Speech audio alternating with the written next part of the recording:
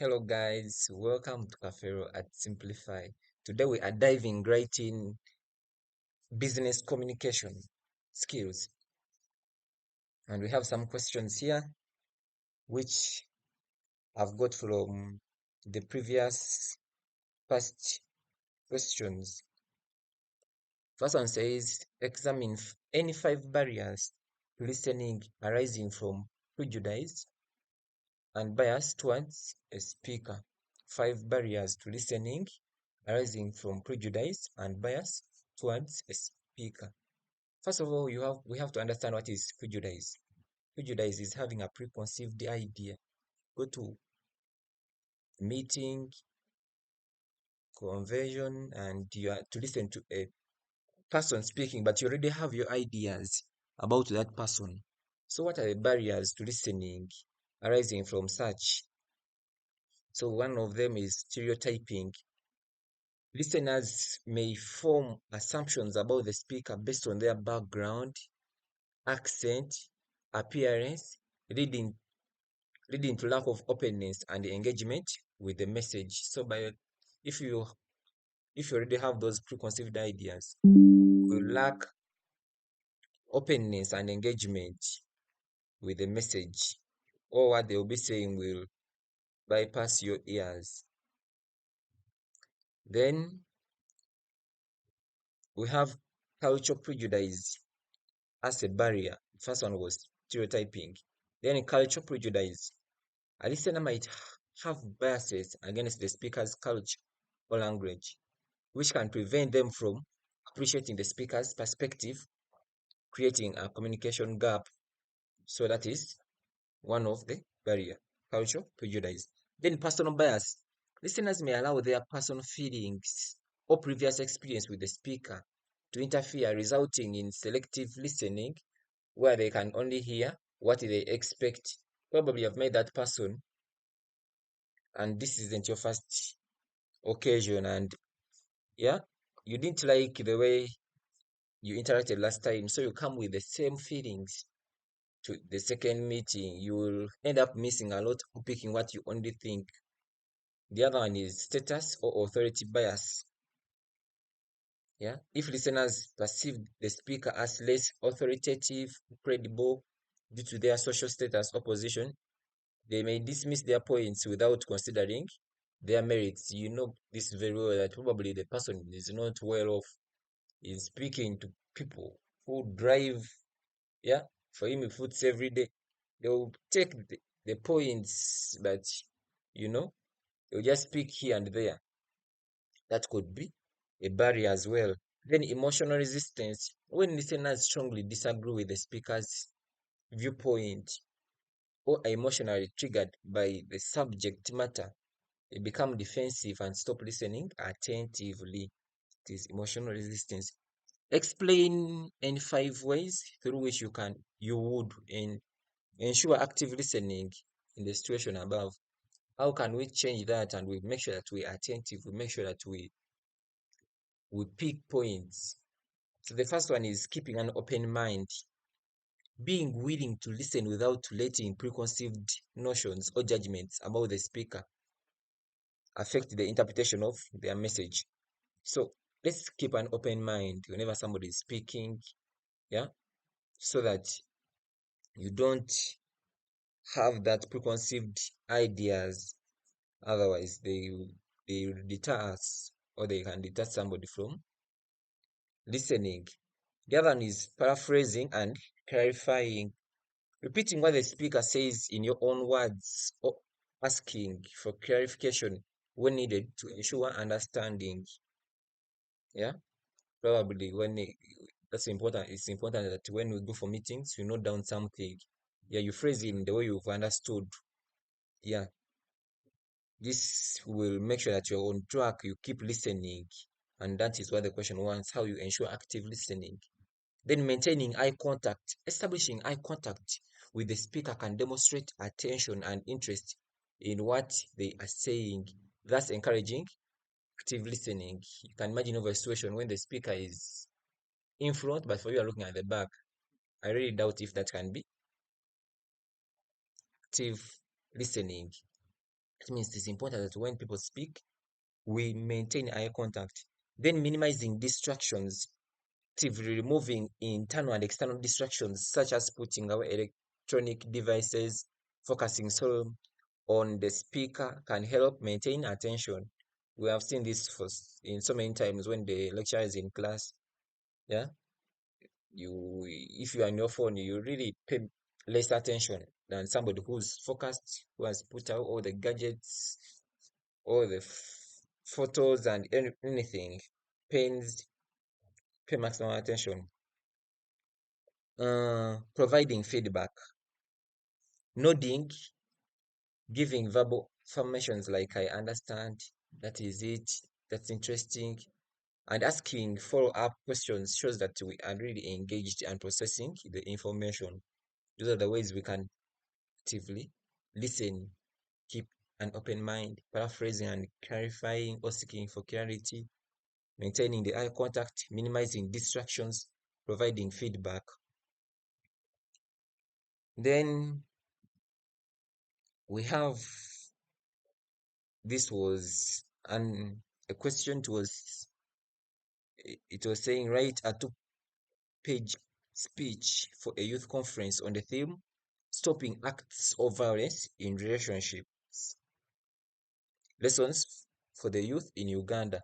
So we are writing a speech for a conference, yeah, and this is the theme, lessons for the youth in Uganda. There are some things we have to note when we are writing our when we are to write our speech. First of all, a speech should have an introduction. Yes, we should indicate clearly what we are going to talk about. We should have the impact. We should have lessons. We should have conclusions. Yeah, should should you can give a little background of the incidents with clarity and examples, then follow up conclusions or recommendations. So an example is here. Introduction. Ladies and gentlemen, fellow youths and respected elders. Remember, our speech is about stopping acts of violence in relationships. Lessons for the youth. Probably this semicolon. This I hope that is semicolon. These colons show that it is going to these people. Lessons for the youth in Uganda. Introduction. Ladies and gentlemen, fellow youths and respected elders. Today, as we gather to celebrate International Youth Day, I didn't capture the whole question, but it was showing that today is International Youth Day and we have to address this issue. Yeah. Uh, Ladies and gentlemen, fellow youths and respected elders, today, as we gather to celebrate International Youth Day, it is with great honor to address a theme that is critical to the well-being of our communities: stopping acts of violence in relationships. The prevalence of videos circulating on social media depicting violence and abuse among young couples is a clear indicator that we have a serious issue to address.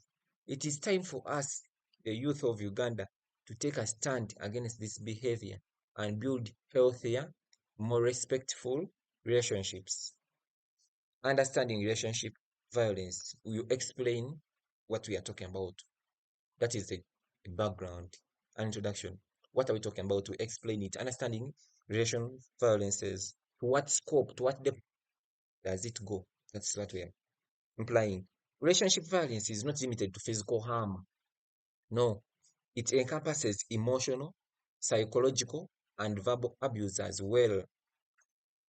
It often stems from jealousy, mistrust, and accusations of infidelity. Unfortunately, many of our peers believe that violence is a normal part of relationships, especially when disagreements arise. We must change this mindset by recognizing that true love and respect never involve physical or emotional harm. Then what has the social media part? What has the social media had? Which part has it played? And to what extent can it go further? Because we see that social media is only helping to expose, but do people follow up? Do people get the lessons? Do they learn? The social media impact. In recent years, social media has become a platform where cases of violence are shared widely, which is very good. These videos show us is how easily a disagreement can escalate into violence. As young people, we should use these incidents not as a source of entertainment, but as lessons. We must learn that a healthy relationship is built on mutual respect and communication, not control or intimidation. Sharing videos of violence may raise awareness, which is the whole purpose, but it is our actions that will bring about change. It is our actions that will truly bring about change. So we've given an introduction. We have explained to the depth what relationship violence is, the impact social media has had on relational violence, of creating awareness, but that should not be the end. What should it should go further? Hmm? These videos shared should awaken our awareness, but we should put into action the lessons learned. Yeah, that these are actions that will truly bring about change. It's not a matter of just watching and you continue doing the same thing even in your relationship. Lessons for the youth. We draw lessons and then conclusions. Respect and equality. Every relationship should be grounded in respect. Both partners must see each other as equals with no one dominating or controlling the other. It is very important. Moreover, you are still in a relationship. No, yeah. Effective communication, even in marriage relationship, it still applies. Effective communication. Misunderstandings can often be resolved through open and honest communication. Learning to express feelings calmly can prevent many conflicts from escalating. That is another lesson. Effective communication. Seek help when needed. If someone you know is experiencing violence, it is crucial to seek help. If you know someone who's, if you know, if you or someone you know is experiencing violence, it is crucial to seek help. Talk to a trusted friend, family member, a counselor. There is no shame in asking for help. A problem shared is a problem half solved. Build self-worth. Understand your value as an individual. Don't stay in a relationship where you are mistreated. Remember, you deserve love that lifts you up, not one that tears you down. Then be a role model. As young people, we have a duty to set an example for others. Promote non-violence in your words and actions. Let it not stop in words, but let it be depicted in our actions. And stand up against acts of violence whenever you encounter them. Conclusion. In closing, let us remember that relationships should be a source of joy, not pain. It is to each of it is to each one of us to break the cycle of violence that threatens our communities. Let us choose love, respect, and understanding and work together to create a future where every relationship is built on these principles.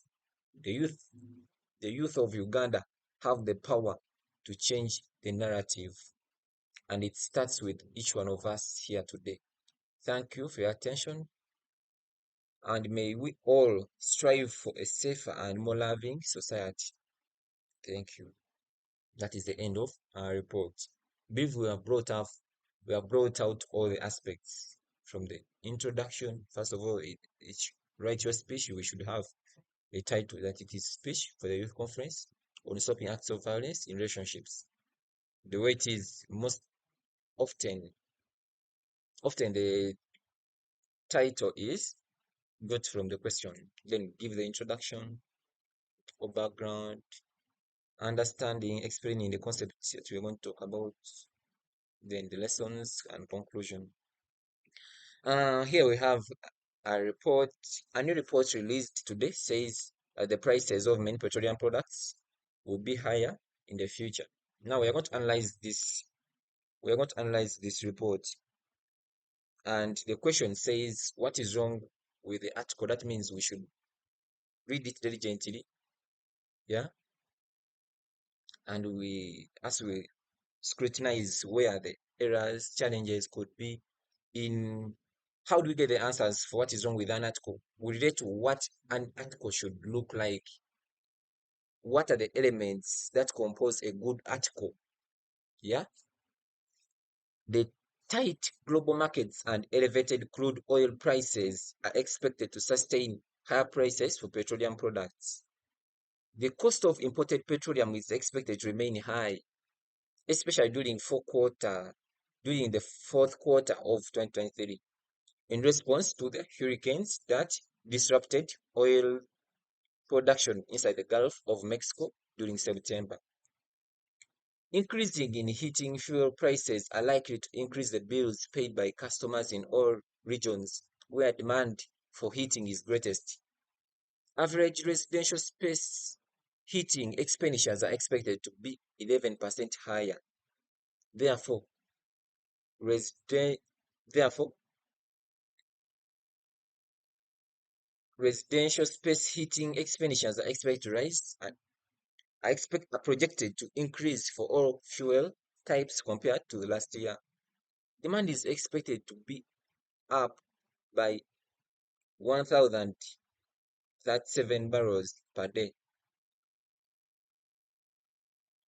or 5% from 2 years ago and 1% from last year. Other interesting findings from this report include other interesting findings from this report include that crude oil production with OPEC will be reduced by 1.7 million barrels. Don't know how to read that. Barrels per day in 2024. The National Petroleum Council reviewed long-term strategies to increase domestic production. A bill that is now before Congress, if passed, could result in substantial increases in oil production. So we probably can't read this once and we start answering. That means we have to go back, read a little bit slower, paying attention to what we think makes up a good article is absent. If we go back, the tight global markets are elevated, and elevated crude oil prices are expected to sustain higher prices for petroleum products. So we don't have every post should have a background. We don't have references down to show where this information is being got.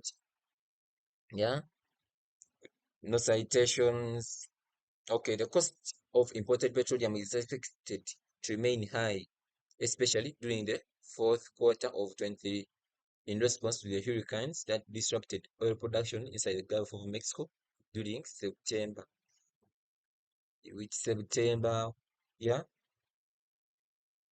of which year? In in response to the hurricane that disrupted oil production inside the Gulf of Mexico during September. Increase in heating fuel prices are likely to increase the bills paid by consumers in all regions. Generalizing which regions, yeah, all regions where demand for heating is greatest. Mm, mm, okay.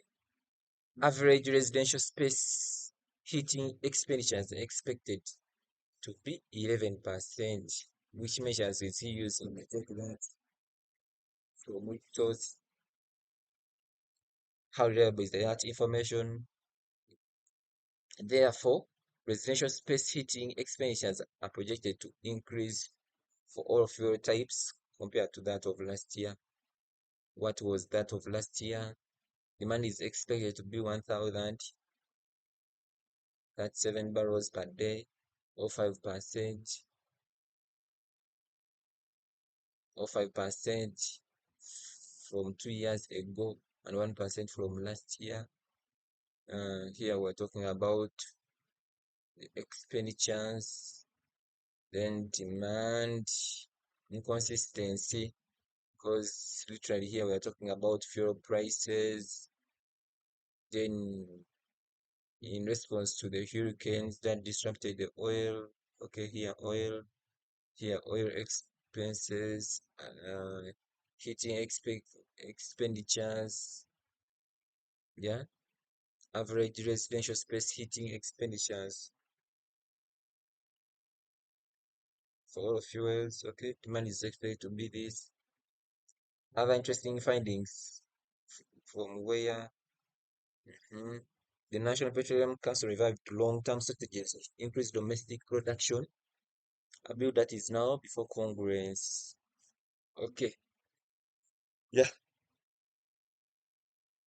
let's view what by citing out what is wrong with the article. We are like making up what a right article should look like or what it should contain. So the right article should have clarity and specificity. What is lacking, which is lacking in this. The article mentions that prices of many, not that prices of many petroleum products will be higher in the future without citing the time frame. The future is so many years. Yeah, it is important to provide a clear timeline that between this time and this time the prices will go high. Yeah, for such projections to offer more accurate information. So lack of clarity and specificity. The statement tight global markets is vague. Yeah, tight global markets is what is vague. Why? The article does not clearly explain what makes markets be tight or specify global events or economic factors that are contributing to this. Then missing data sources. We don't see any references down. The article lacks specific references, data sources, or studies that back up the claims. For instance, it says domestic production cuts and disruptions from the Gulf of Mexico here. Yeah. It should provide evidence for the information that substantiate these statements. That substantiate these statements. Then, without proper citation, it is difficult for the reader to verify the credibility of the information. How reliable is that information? How trustworthy? Then overgeneralizing. The report generalizes that by citing residential space heating expenditures are projected to rise, but does not mention specific regions, areas. Energy costs can vary significantly by region. We know that the price of petroleum is not the same as in US, is not the same as in the Arab states, is not the same as in Libya. Yeah, everywhere. So it is good that we don't overgeneralize. Be specific that in this region, give the data sources with clarity. Mm. The article implies that all households will experience an 11% increase in expenditure, which may not account in differences in energy consumption or region variations. That is, those are examples of where in this article we see an element of over generalization. So you can imagine all these percentages, they are not specifying in which region. Lack of critical analysis. The article does not provide a balanced perspective or consider possible counterarguments. For example, it could explore the factors that might mitigate the rise of petroleum prices, such as potential government interviews, alternative energy sources. So the article is all about okay, what may happen, not giving way forward, what is being done to cap down the situation. Then grammatical styling issues. That means a good article should have good grammatical and styling format. It should have a good critical or a deep critical analysis. It should be consistent. Yeah. It should be specific, not overgeneralizing. Should have sources, should have clarity. So we're just making what makes a good article to be our answers. And showing that these elements are actually missing in this article. Grammatical and styling issues. There may be minor grammatical issues that could hinder readability. For instance, phrases like prices of many petroleum products will be higher, could be rephrased for better flow. Then the use of passive language and generalized statement makes the article less engaging and harder to follow. Yeah, everything is passive. Yeah, it's like it is reporting something but not showing evidence. Yeah, thank you so much. Remember to subscribe and wish you all the best. Stay tuned and remember to click the bell. Yeah.